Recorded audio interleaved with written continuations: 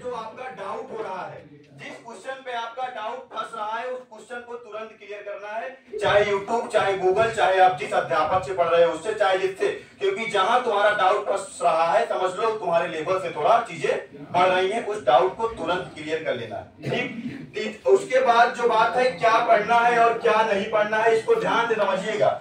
अब क्या नहीं पढ़ना है, पहली चीज तो आपको करंट नहीं पढ़ना है। जैसे आप लोग जिस बिरादरी के हो, पुलिस का एग्जाम दे रहे हो ना, आपके जो ऑनलाइन वाले टीचर हैं उसी बिरादरी का फोटो लगा के आपको बहका रहे हैं, फुसला रहे हैं, व्यूज बढ़ा रहे हैं। ठीक, करंट पे आप बिल्कुल ध्यान मत दीजिएगा। करंट दैनिक चीज है, इसको आप हमेशा पढ़ते रहा करिए 10 मिनट 20 मिनट। बाकी बहुत सारे बच्चे दिन रात करंट लेके पढ़ लेते हैं, करंट अब आपको नहीं पढ़ना है, उसके लिए भी बताऊंगा कैसे पढ़ना है। ठीक, करंट नहीं पढ़ना है। उत्तर प्रदेश पुलिस वाले अब ध्यान से सुन लो, पेपर आपका नजदीक है।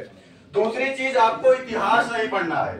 जीएस पढ़ते हो ना, जीएस में इतिहास नहीं पढ़ना है। आप 3 पार्ट में पढ़ोगे इतिहास, बहुत बड़ा इतिहास है, केवल आएगा 1 से 2 क्वेश्चन। कितना आएगा? 1 से 2 क्वेश्चन। तीसरी चीज, आपको इतिहास के बाद आपको अर्थशास्त्र नहीं पढ़ना है, फिजिक्स, केमिस्ट्री, बायोलॉजी, जियोलॉजी नहीं पढ़ना है। ठीक, उसके बाद उत्तर प्रदेश स्पेशल में बहुत नहीं परेशान होना है, केवल 2 क्वेश्चन आएगा।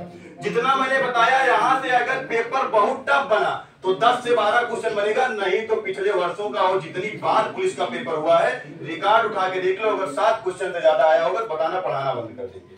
7 क्वेश्चन से ज्यादा नहीं बनता है, बहुत टफ बनाएगा तो 12 क्वेश्चन बनेगा, और इस सबको पढ़ने के लिए आपको बहुत टाइम लगेगा, बहुत टाइम लगेगा। क्या पढ़ना है क्या छोड़ना है, बात को ध्यान से समझना। उसके बाद आपको बता दें कि क्या पढ़ना है।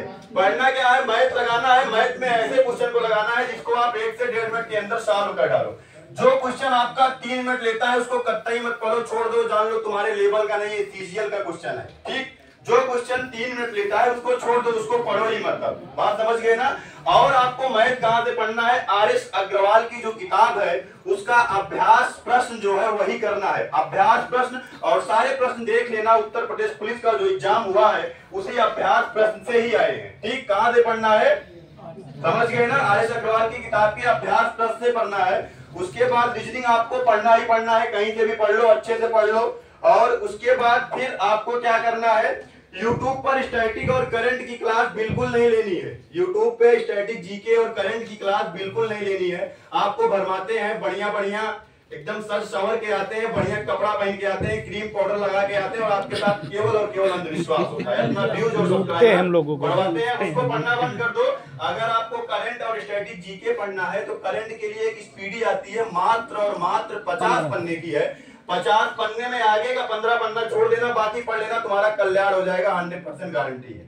और जो स्टैटिक जीके आता है उसके लिए एक घटना चक्र आता है, वो भी 50 पन्ने का है। दोनों किताब जब इंक्लूड करोगे टोटल 150 रुपए एमआरपी है, वही पढ़ लेना, तुम्हारा सारा काम हो जाएगा। ठीक है, इन सब चीजों को पढ़ना, बाकी आप लोग उल फजूल की चीज बिल्कुल मत पढ़ना। ठीक, चलो अब हम लोग चलते हैं कहाँ, अपने टॉपिक की तरफ चलते हैं। ठीक, सारी जानकारी मैंने